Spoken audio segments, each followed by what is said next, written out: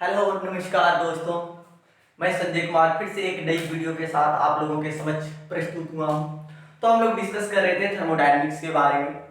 तो उसी की नई टॉपिक्स की ओर आगे बढ़ते हैं। तो उसमें से नेक्स्ट जो टॉपिक पढ़ना है आज के लिए वो पढ़ना है फर्स्ट लॉ ऑफ थर्मोडायनेमिक्स। फिर उसके आगे पढ़ना है इंथैल्पी के बारे में और आगे इंथैल्पी और इंटरनल एनर्जी के रिलेशनशिप के बारे में। ठीक है, तो इसे इन सारे टॉपिक्स को हम लोग डिस्कस करेंगे और उसके साथ ही साथ इससे जो भी सारे न्यूमेरिकल्स होंगे उसको भी हम लोग बनाएंगे।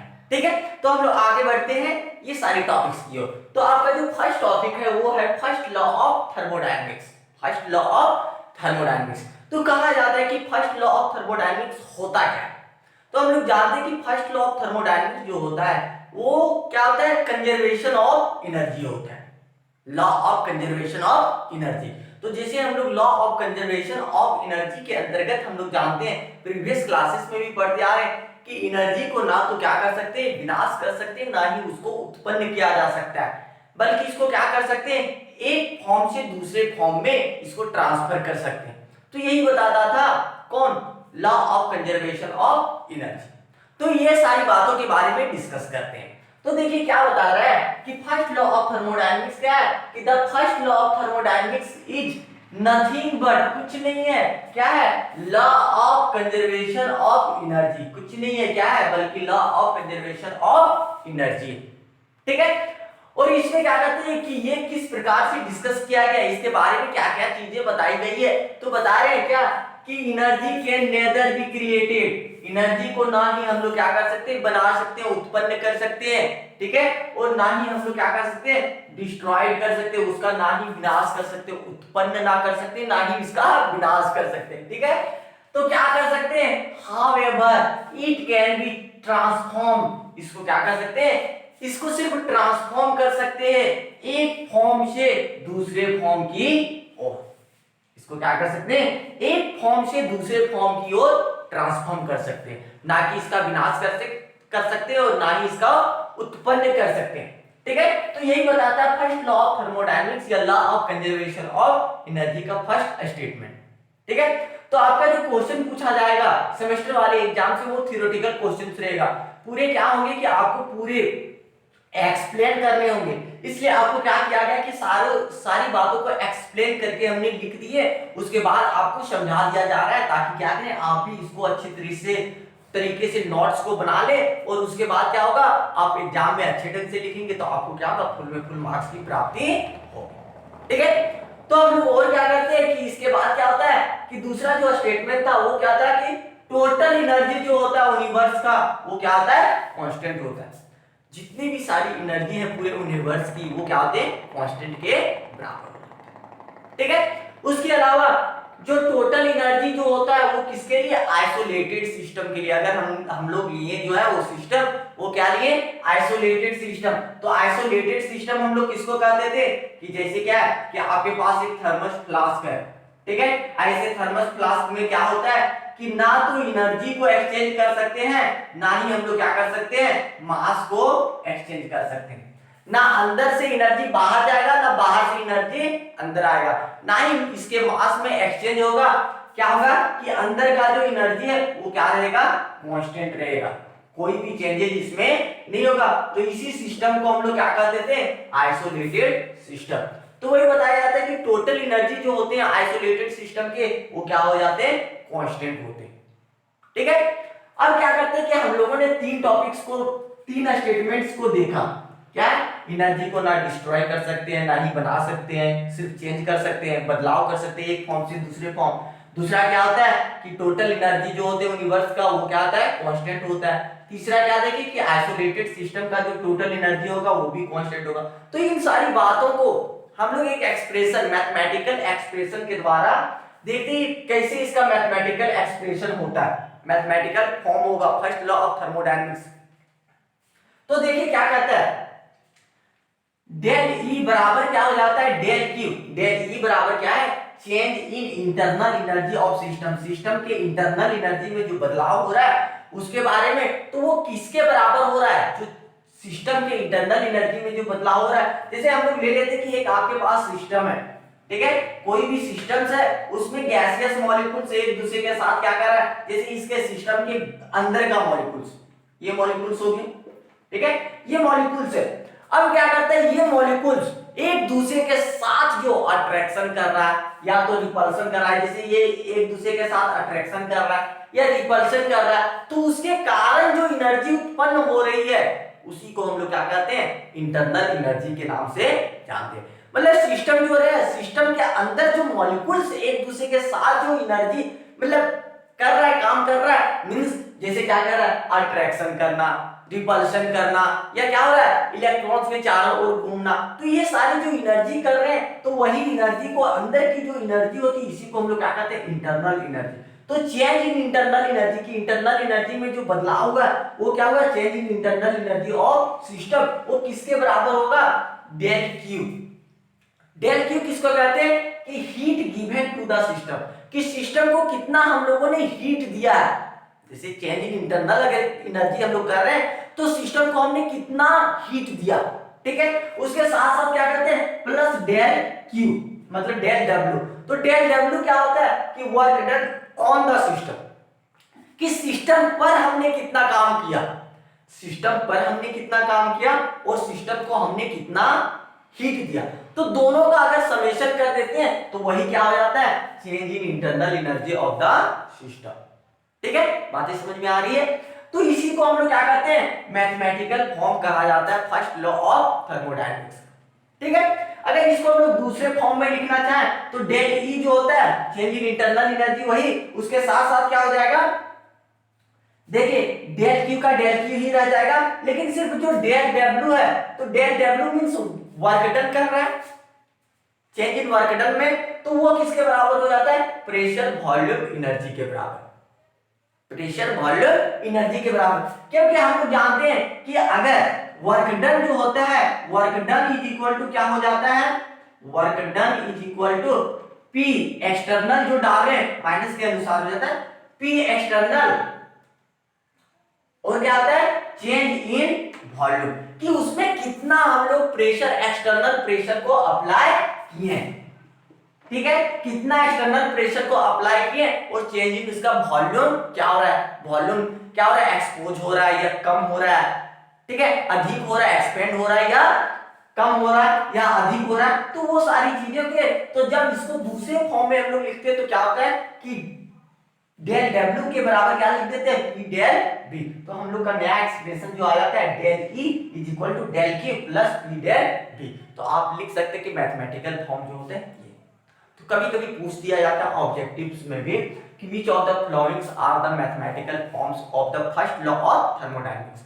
अगर ये सारे एक्सप्रेशन अगर दिए हुए हैं तो आप क्या कर सकते हैं कि ये क्या है कि फर्स्ट लॉ ऑफ थर्मोडायनेमिक्स के मैथमेटिकल एक्सप्रेशन है। ठीक है, तो हम लोग आगे बढ़ते हैं, इसको नोट कर लीजिए, फिर हम लोग आगे की ओर बढ़ते हैं। तो नोट कर लीजिए, फिर नेक्स्ट डिस्कस करते हैं नेक्स्ट टॉपिक। तो आगे हम लोग को नेक्स्ट टॉपिक जो है वो डिस्कस करना है एंथैल्पी के बारे में। तो एंथैल्पी क्या होता है, इसके एक्सप्रेशन क्या होती है, ये सारी चीजों के बारे में डिस्कस करना है। तो एंथैल्पी को हम लोग डिनोट किससे करते हैं, एच से, कैपिटल एच से हम लोग डिनोट करते हैं एंथैल्पी को। ठीक है, तो क्या होता है enthalpy, the sum of internal energy, sum of internal energy and pressure volume energy. जो समेशन होता है इंटरनल एनर्जी और प्रेशर वॉल्यूम एनर्जी का, दोनों को जोड़ देते हैं तब हम लोग को क्या प्राप्त होता है, एंथैल्पी प्राप्त होता है।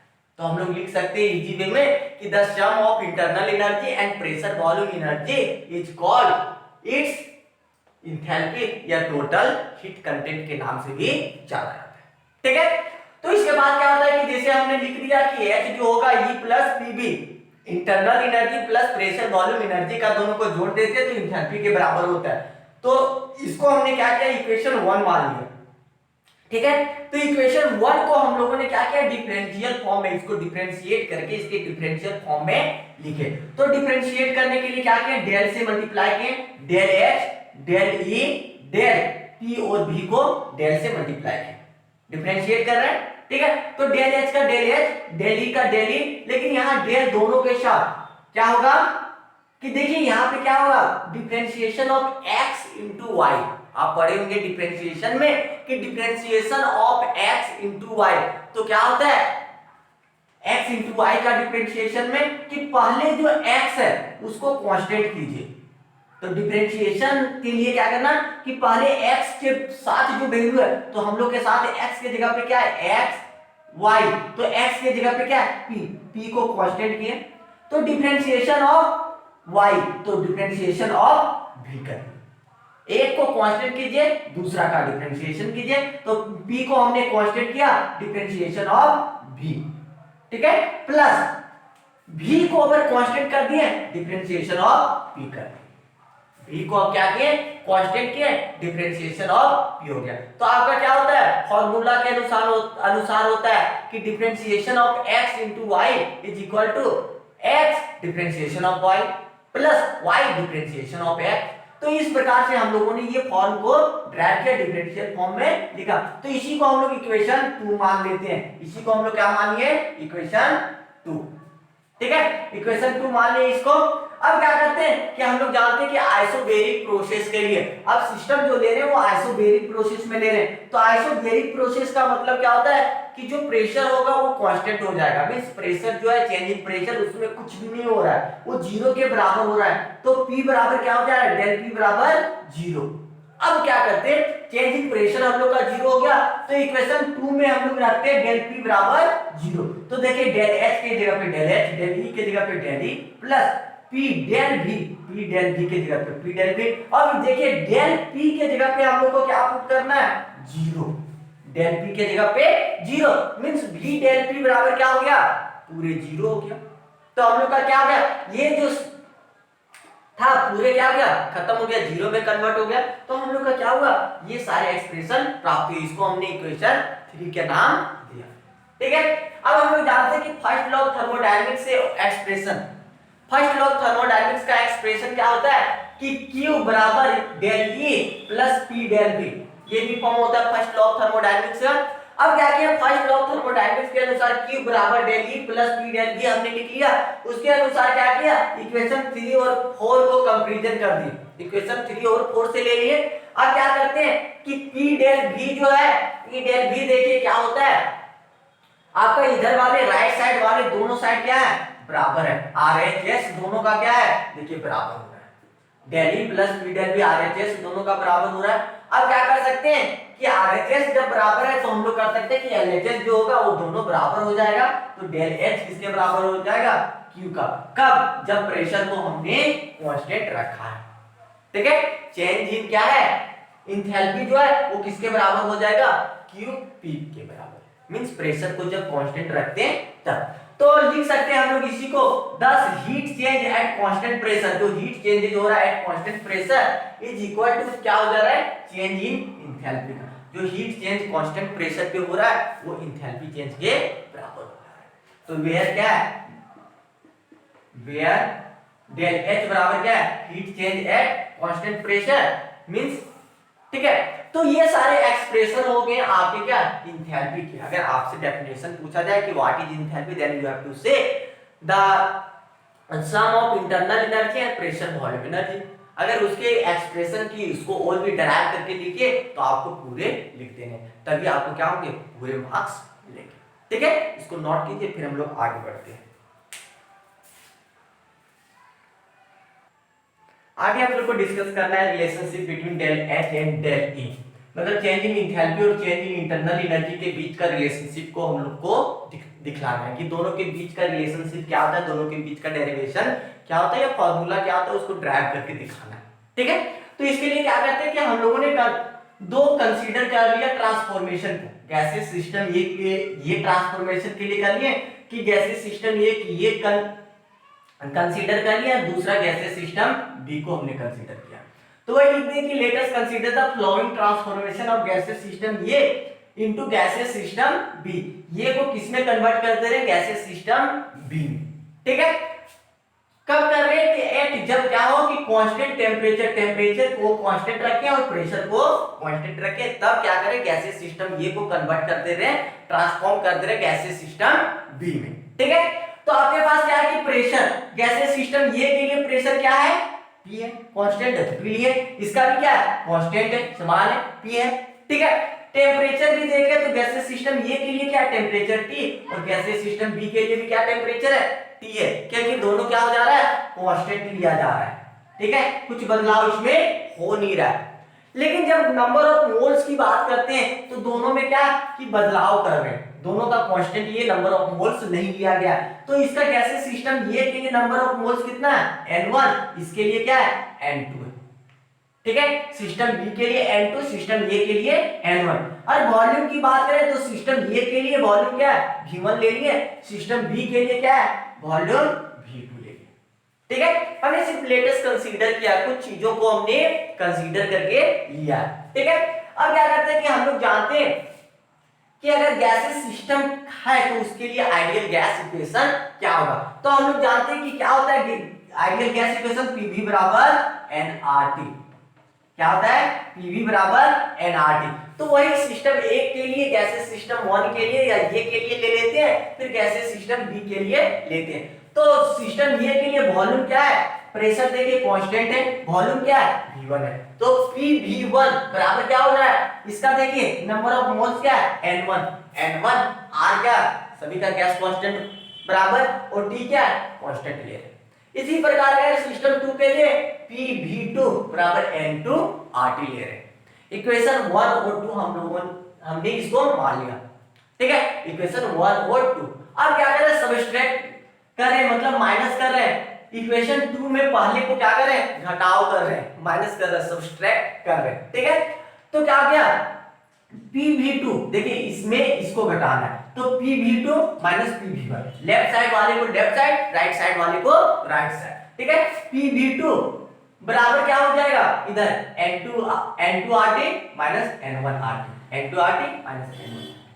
ठीक है, उसके बाद क्या हो रहा है कि हमने इसमें दोनों में से देखा कि क्या कॉमन हो रहा है, दोनों में सेम चीजें क्या है, तो प्रेशर क्या है दोनों में सेम, तो प्रेशर को हमने क्या कर दिया कॉमन ले लिया, बाहर कर लिया। तो यहाँ क्या बच गया V2 और यहाँ पे क्या हो गया माइनस के बाद V1, PV2 माइनस V1। ठीक है, उसके बाद इधर राइट साइड देखें तो राइट साइड क्या है n2RT n1RT, दोनों में क्या कॉमन आ रहा है RT, तो RT को हमने क्या कर दिया कॉमन कर लिया, दोनों से कॉमन ले लिया, तो क्या हो जाएगा n2 minus n1, RT common ले लिया RT हो गया। ठीक है, उसके बाद क्या कर रहे हैं कि जैसे चेंज इन वॉल्यूम है V2 से क्या हो रहा है वॉल्यूम में V1 आ रहा है, देखिए यहाँ V1 था V2, तो दोनों में चेंजेज हो रहा है, वॉल्यूम में इसमें बदलाव हो रहा है, तो P चेंज इन वॉल्यूम हम लोग लिख सकते हैं, V2 से V1 हो रहा है मींस वॉल्यूम में बदलाव हो रहा है, तो चेंज इन वॉल्यूम डेल भी लिख सकते हैं। ठीक है, इसी बराबर क्या कर सकते हैं कि n2 माइनस n1 मतलब number of moles of gaseous molecules के लिए, गैसियस स्पीशीज के लिए क्या हो रहा है चेंजेज हो रहा है, तो क्या कर सकते हैं डेल n ले लेते हैं, लेकिन किसके लिए नंबर मोल्स है n मतलब गैस के लिए, तो हम लोग लिख दिए g डेल ng मतलब क्या है change in number of moles of gaseous species. ठीक है, बराबर, और क्या हो गया इसके बगल में क्या बच गया था RT कॉमन है तो RT लिख दिए, इसको हमने इक्वेशन 3 मान लिया। ठीक है, अब क्या करते हैं कि हम लोग जानते हैं कहां से एंथैल्पी से, इससे फर्स्ट जो एक्सप्रेशन को ड्राइव किए थे वहां से क्या आता है कि डेल H जो होता है वो del E change in internal energy plus pressure volume energy के बराबर होता है। तो हमने इसको इक्वेशन 4 मान लिया, इक्वेशन 3 और 4 से लेके चलते हैं तो क्या होता है कि देखिए इसमें क्या है P डेल V है, यहाँ पे क्या है P डेल V बराबर क्या है डेल ng RT, तो प्रेशर वॉल्यूम एनर्जी को के जगह पे क्या लिख सकते हैं, इसके जगह पे ये हम लोग पुट कर सकते हैं क्योंकि देखिए P डेल V बराबर है डेल ng RT, तो उसी के जगह पे हमने क्या लिख दिया डेल ng RT। ठीक है, तो ये हम लोग का जो इक्वेशन है इसी को हम लोग को प्राप्त करना था, तो इसी को लिख सकते हैं equation 5 is the desired relationship of del H and del E, internal energy change in internal energy change in enthalpy का क्या डिजायर्ड रिलेशनशिप है, जो हम लोग को रिलेशनशिप चाहिए वही हम लोगों को प्राप्त हो रहा है। तो यहां लिख देते हैं डेल H हमने यहां क्या लिया heat content H heat change at constant pressure, और डेल E यहां पे हमने क्या लिया heat change at constant volume ले लिए। ठीक है, और यहां पे क्या हो रहा है डेल ng क्या किए del ng change in number of moles, तो कहां से चेंज हो रहा है n2 माइनस n1, तो लिख सकते हैं इसका क्या change in number of moles of gaseous species. ठीक है, बातें क्लियर हो गई। तो अब हम लोग आगे बढ़ते हैं, इसको थोड़ा सा और भी कुछ केसेस लेके इसको ड्राइव कर देते हैं, यहां तक आपका डेरिवेशन क्लियर। अब आगे उसी एक्सप्रेशन को ड्राइव करके हम लोग क्या करेंगे कि एक्सप्रेशन को हमने ड्राइव जब कर लिया, एक्सप्रेशन हम लोग को प्राप्त हो गया, तो उसी से कुछ केसेस अराइज होते हैं, तो उसके बारे में देखते हैं। तो क्या कहता है कि क्वेश्चन जो 5 हमने ड्राइव किया उससे क्या हो रहा है कि let us consider 3 different cases arising from equation 5। Equation 5 से 3 केसेस निकलकर सामने आते हैं। वो कौन कौन से मुद्दे सामने आ रहे हैं उसके बारे में देखते हैं कि अगर क्या हो कि डेल एनजी बराबर 0 हम लोग को हो जाए, क्या हो कि डेल एनजी क्या कहते हैं कि change in number of moles of gaseous species जो है वो किसके बराबर हो जाए, 0। तो देखिए कि अगर यहाँ डेल एनजी के जगह पे हम लोग क्या पुट कर दिए, 0 पुट कर दिए, तो क्या होगा कि पूरे ये एक्सप्रेशन जो हो जाएगा वो क्या हो जाएगा, 0 के बराबर हो जाएगा। तो बच क्या जाएगा, डेल एच, और राइट साइड में क्या बच जाएगा, डेल ई। जैसे आप सिंपल सा क्या देख रहे हैं कि डेल क्या हो रहा है, डेल एच बराबर क्या लिख रहे हैं हम लोग, del E plus del NG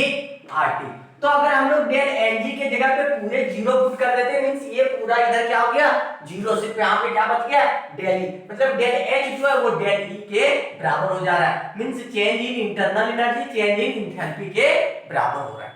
ठीक है, अब इसको क्या करते हैं कि एग्जांपल के द्वारा हम लोग देखते हैं कि कैसे कब ये होता है डेल एच जो होता है वो डेल ई के बराबर होगा। तो देखिए डेल एच जो है वो कब बराबर होगा, तो एक केमिकल इक्वेशन हम लोग देख लेते हैं। तो H2 gaseous plus I2 gases, तब दोनों को मिलाने के बाद रिएक्शन करने के बाद क्या बन रहा है, प्रोडक्ट 2HI गैसियस के फॉर्म में बन रहा है, 2HI। अब देखिए क्या होता है कि change in number of moles of gaseous species, सिर्फ गैसियस स्पीसीज के नंबर ऑफ मोल्स में चेंज करना है। तो डेल Ng बराबर क्या होता है, N2 माइनस N1। N2 का मतलब क्या होता है कि प्रोडक्ट के साइड में आपको देखना है कि कितने नंबर ऑफ मोल्स हैं गैसियस के। ठीक है, तो देखिए यहाँ पे कितने नंबर ऑफ मोल्स हैं, 2 नंबर ऑफ मोल्स हैं गैसियस के, किधर, प्रोडक्ट वाले साइड में। ठीक है, तो हमने क्या लिखा, 2।